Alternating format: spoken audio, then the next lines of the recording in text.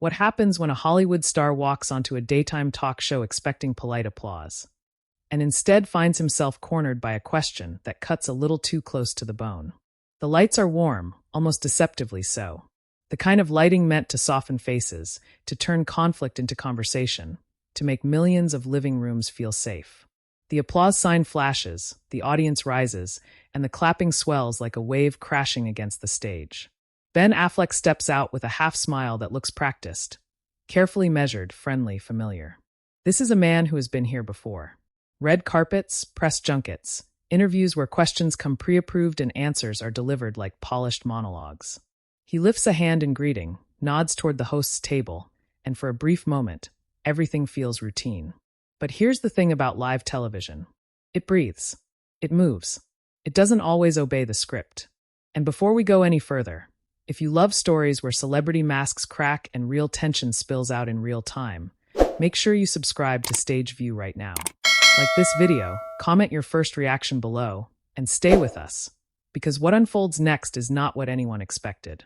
Ben takes his seat, adjusting his jacket, leaning forward just enough to show engagement. The hosts smile, shuffle their cards, exchange glances. Laughter floats through the studio as a light opening question lands.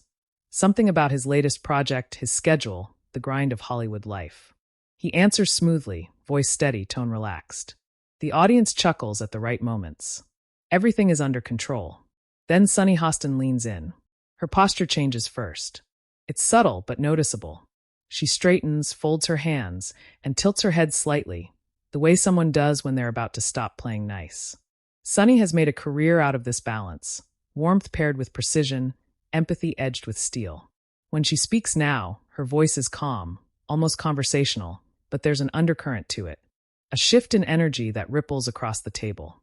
So, Ben, she says, smiling just enough to keep things polite, there's been a lot of conversation lately, not just about your work, but about responsibility, about the things public figures say and the impact they have. How do you respond to people who feel you've dismissed or minimized certain issues in the past?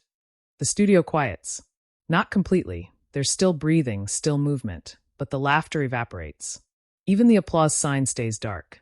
Ben's smile freezes for a fraction of a second. Inside his head, 1,000 calculations fire at once. This isn't the question he prepared for. This isn't the safe lane. He leans back slightly, eyes flicking toward Sunny, then briefly toward the other hosts, as if checking whether this is a team effort or a solo strike. His jaw tightens, just a touch. Well, he begins, letting out a short breath.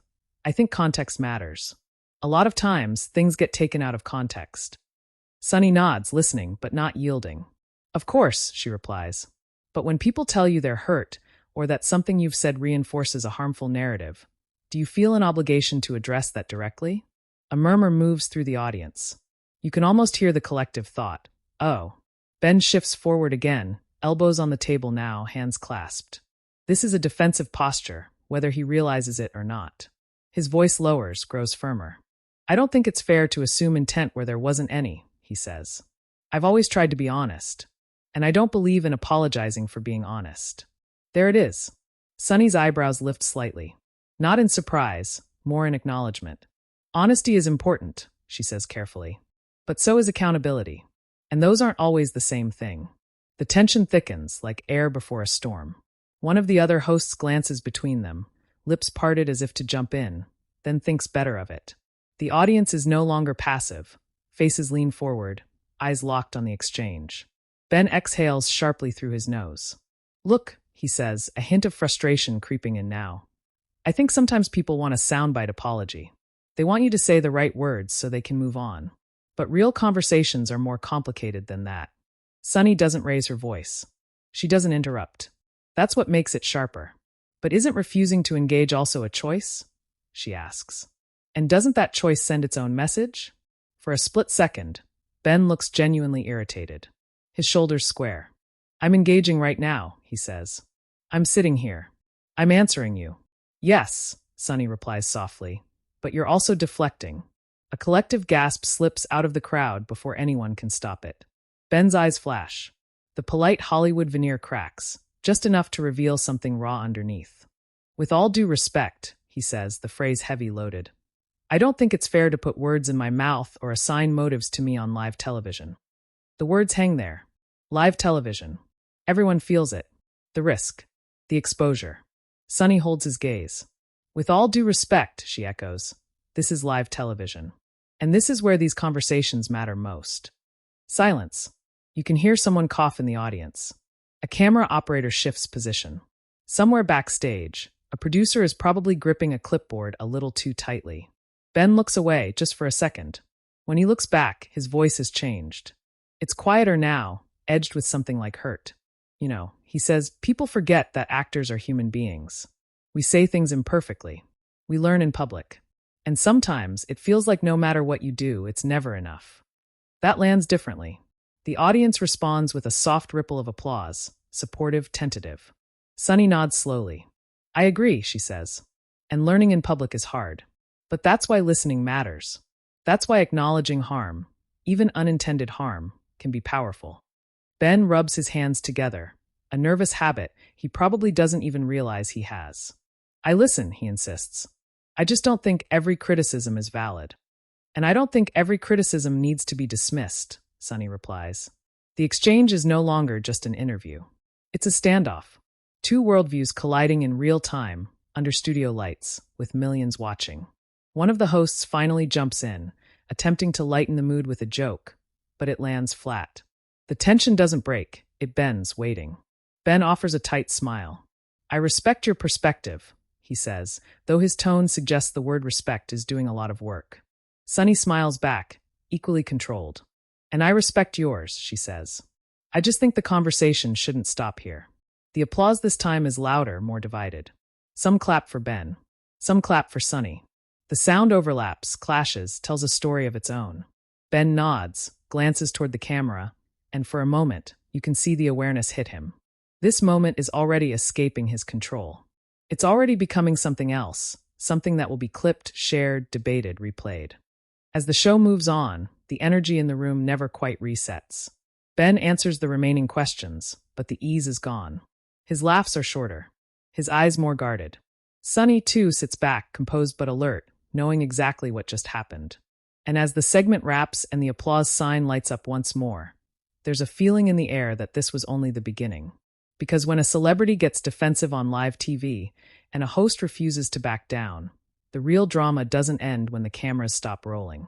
It's only just starting. The moment the cameras cut to commercial, the air in the studio shifts. It's no longer curated, no longer polished. The warm glow of daytime television flickers into something harsher, more exposed. Crew members move faster now, voices lower, footsteps sharper against the floor.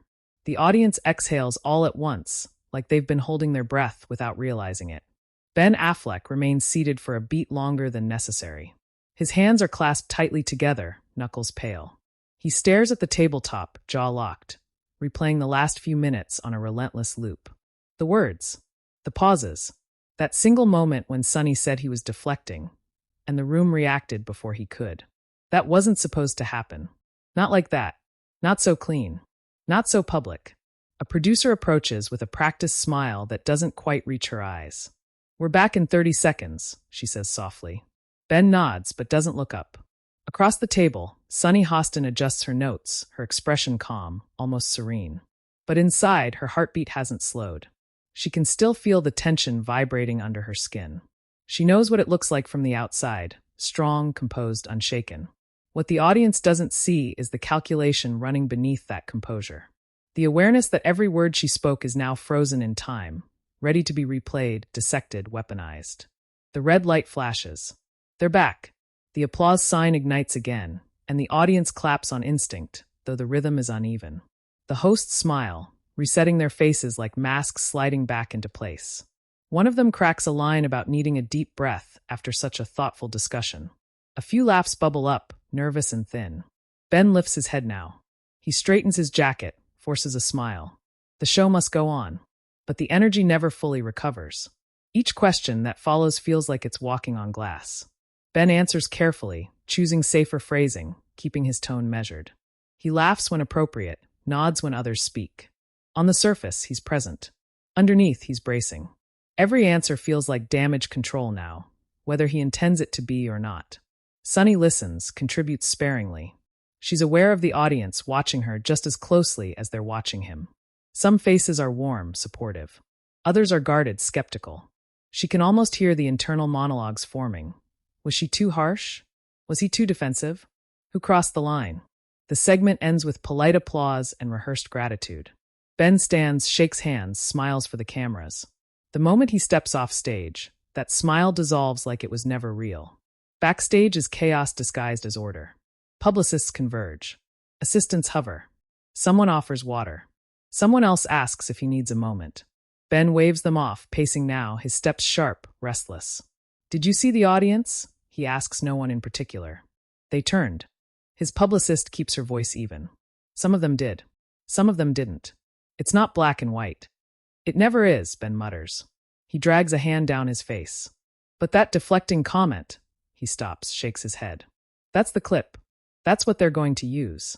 And he's right. Already, somewhere in a control room, someone is scrubbing footage, isolating that exact moment. Sunny's calm delivery.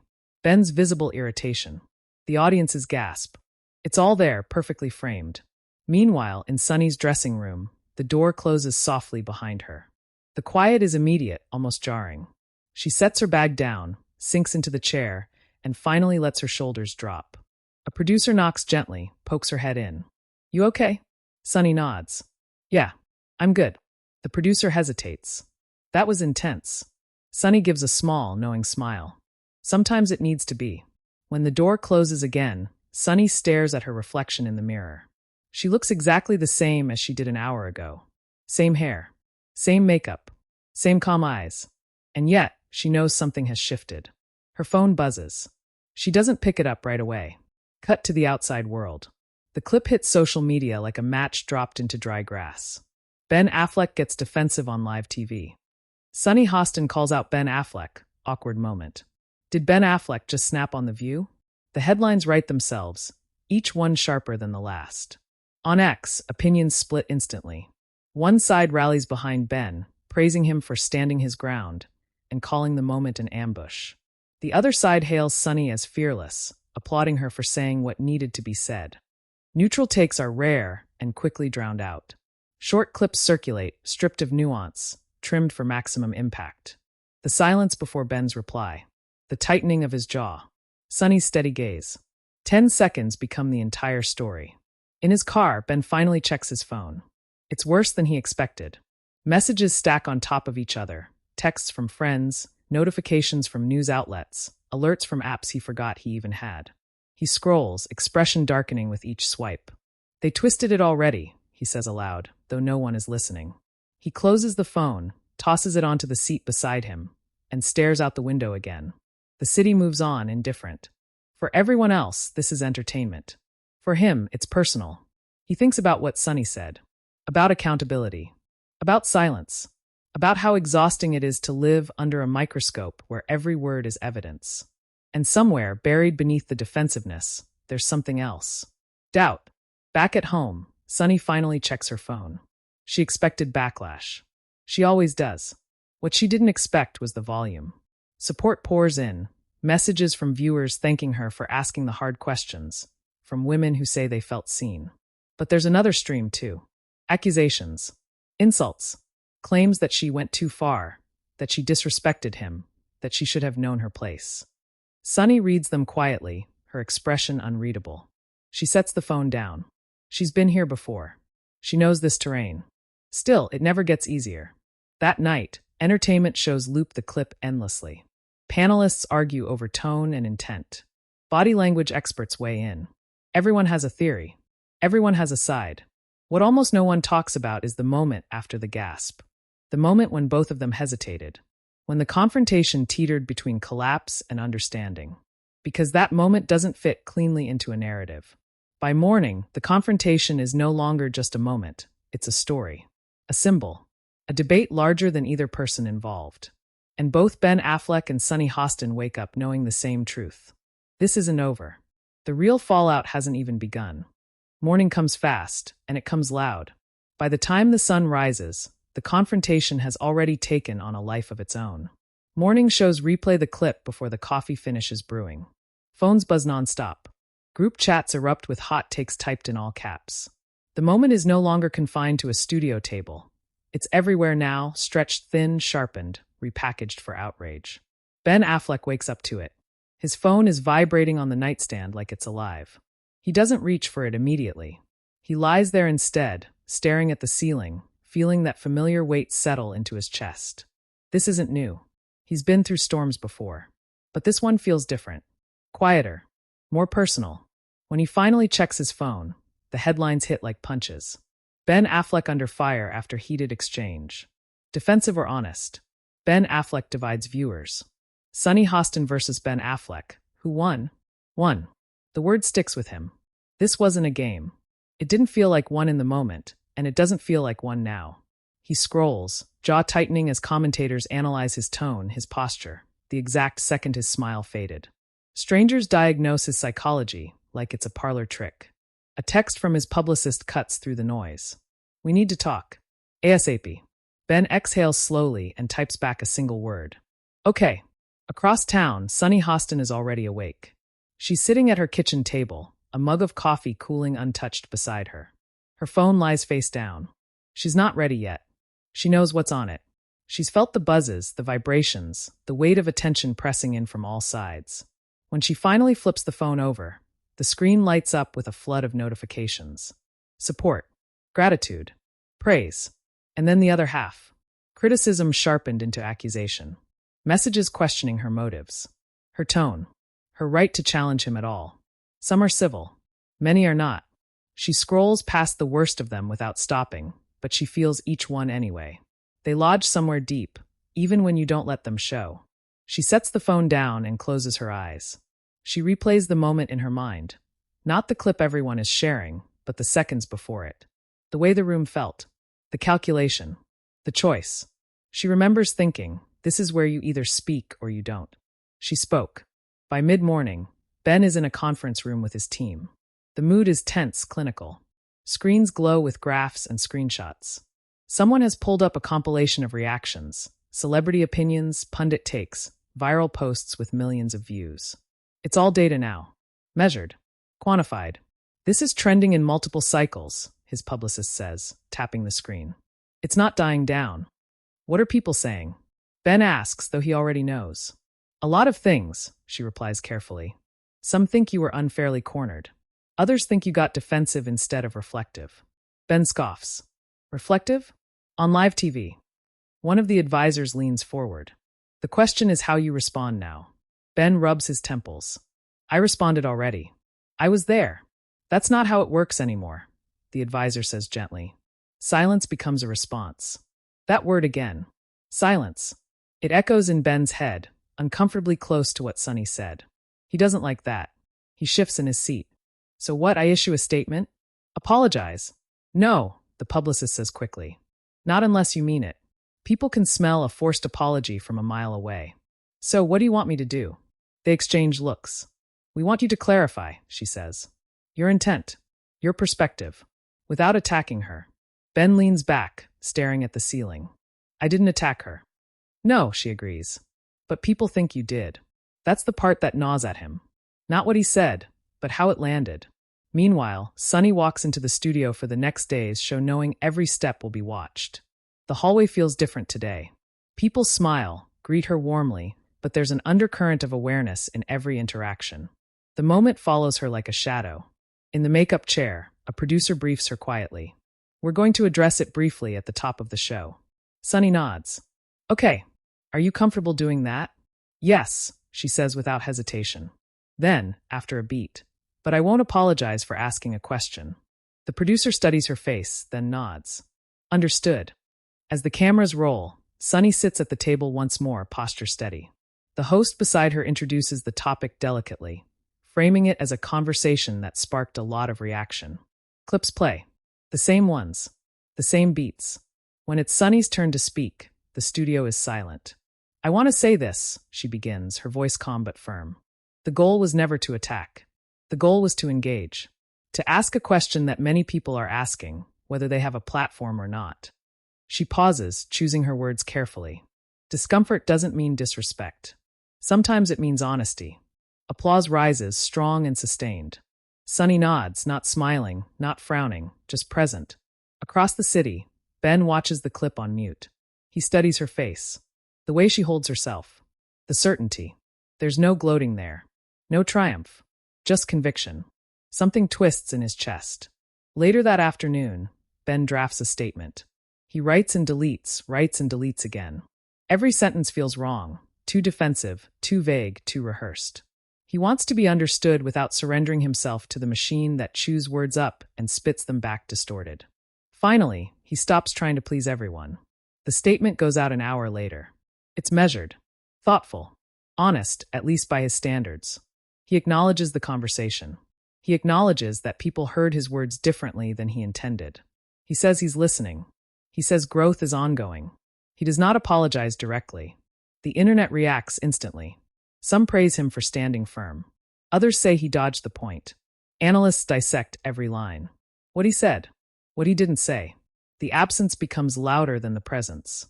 Sunny reads the statement that evening. She doesn't comment publicly. She doesn't need to. But privately, she feels a familiar mix of frustration and acceptance. This is often how it goes. Progress measured in inches. Conversations half finished. That night, both of them sit alone with their thoughts. Ben wonders if there was a moment, just one, where he could have leaned in instead of pushing back. He wonders if exhaustion has made him brittle.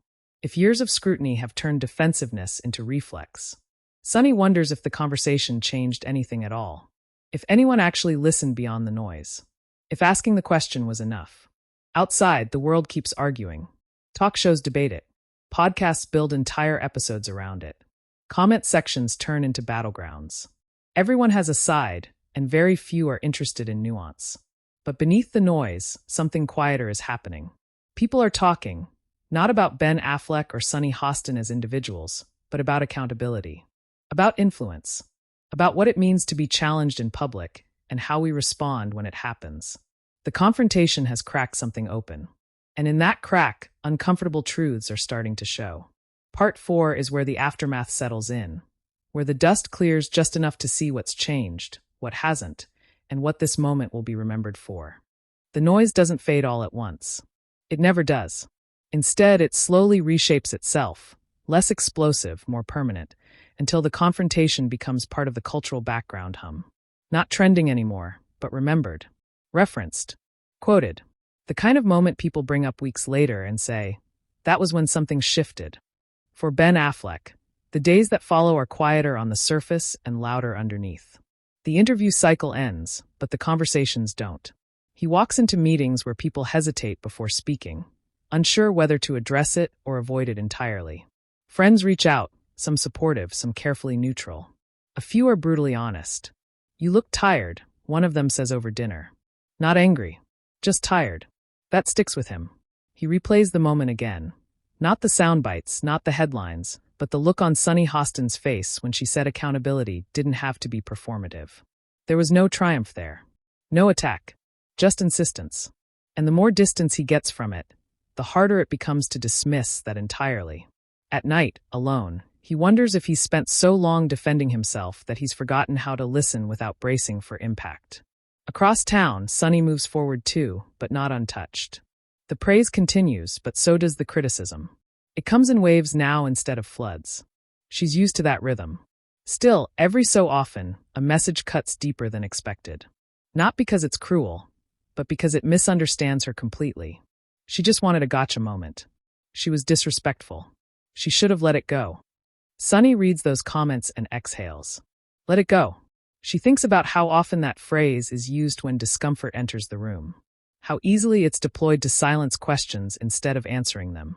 She doesn't regret what she asked.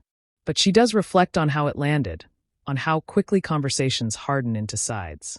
On the next episode of The View, the energy has shifted again. The table feels familiar, but there's an added weight to every serious topic now. Viewers listen more closely. Guests choose words more carefully. Whether they admit it or not, everyone remembers what happened when a Hollywood heavyweight met an unflinching question. Entertainment media begins to reframe the moment. Not as a clash, but as a case study. Opinion pieces appear analyzing masculinity under scrutiny. Others examine the burden placed on public figures to evolve in real time. Some focus on Sunny Hostin's role as an interviewer willing to sit in discomfort. Others zero in on Ben Affleck, dissecting decades of public life, addiction, recovery, pressure, and expectation. And somewhere in between all of it, something rare happens. People start talking to each other instead of just at each other. Clips resurface not with captions screaming outrage, but with questions layered on top. Was he being defensive or overwhelmed? Was she pushing too hard, or finally pushing at all? Why does accountability feel like an attack to some people? Those questions don't have clean answers. And maybe that's the point. Weeks later, a reporter asks Sunny in a separate interview if she'd do anything differently. She pauses. "I'd still ask the question," she says. "But I'd remind people that disagreement isn't disrespect. It's dialogue." When Ben is asked about it again months later, his response is shorter, quieter. "It made me think," he admits. And thinking isn't always comfortable. The moment doesn't end in reconciliation. There's no dramatic follow-up sit-down. No viral apology. No triumphant victory lap. Instead, it ends the way real moments do. Messy. Incomplete. Human. Some viewers will always see Ben as defensive in that chair, jaw tight under studio lights. Others will always see Sunny as unyielding, refusing to soften her words for comfort. Both images are true. Neither is the whole story. What lingers isn't the confrontation itself, but the silence afterward. The pause it created. The space where reflection either happens or doesn't. And that's why this moment mattered. Not because someone won, but because millions of people watched two powerful figures collide in real time and saw just how fragile and necessary uncomfortable conversations really are. Now it's your turn. Did Ben Affleck have a right to defend himself? Was Sunny Hostin right to press the issue? Or did the truth live somewhere in between? Drop your thoughts in the comments. I want to hear where you stand. And if you want more explosive, cinematic deep dives into the moments celebrities wish you'd forget, subscribe to Stage View right now. Like the video, share it with someone who loves real drama behind the headlines, and stay with us. Because on Stage View, the curtain never really closes.